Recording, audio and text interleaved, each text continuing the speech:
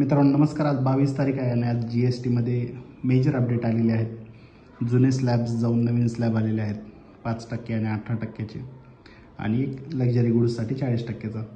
तर आता आपण याच्यामध्ये काय बघणार आहोत की जे नवीन स्लॅब झालेले आहेत ते एक उदाहरणासह तुम्हाला दाखवण्याचा माझा प्रयत्न आहे. तर आजचं हे बिल आहे बघा, 22 तारखेचं बिल आहे आणि हे आमच्या मेडिकलचं नाव आहे.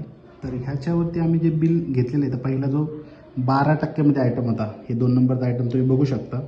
वोयरानेसर 100 नावाची टॅबलेट आहे ती 12%ची आता काय झालेली आहे, किती टक्के झालेली आहे, 5% झालेली आहे. आणि पहिली जी MRP होती या टॅबलेटची, आता ही स्ट्रिप काय झालेली आधीच मॅन्युफॅक्चर झाली पण GST आत्ता इम्प्लिमेंट झाला आहे. तर तुम्हाला जी पहिली MRP जी आहे ती स्ट्रिपवरती तशीच पाहायला मिळेल. किती MRP होती पहिली, 237.75 आणि ही 12%ने कॅल्क्युलेट केलेली होती.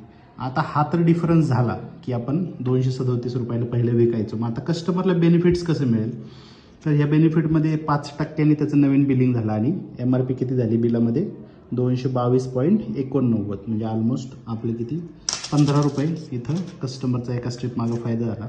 आणि मग आता आपल्याकडे जुनी MRP ऑलरेडी स्ट्रीपवरती आहेच, पण आपल्याला नवीन लेबल ह्या स्ट्रीपवरती लावायचं आहे.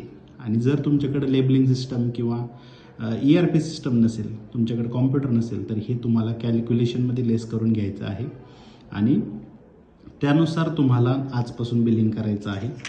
जुनी जी बिलं आहेत किंवा जुने जे MRPचे औषध आहेत ते तुम्हाला आता नव्या MRPने डिस्काउंटेड रेट्समध्ये सगळ्या कस्टमरला द्यायचे आहेत.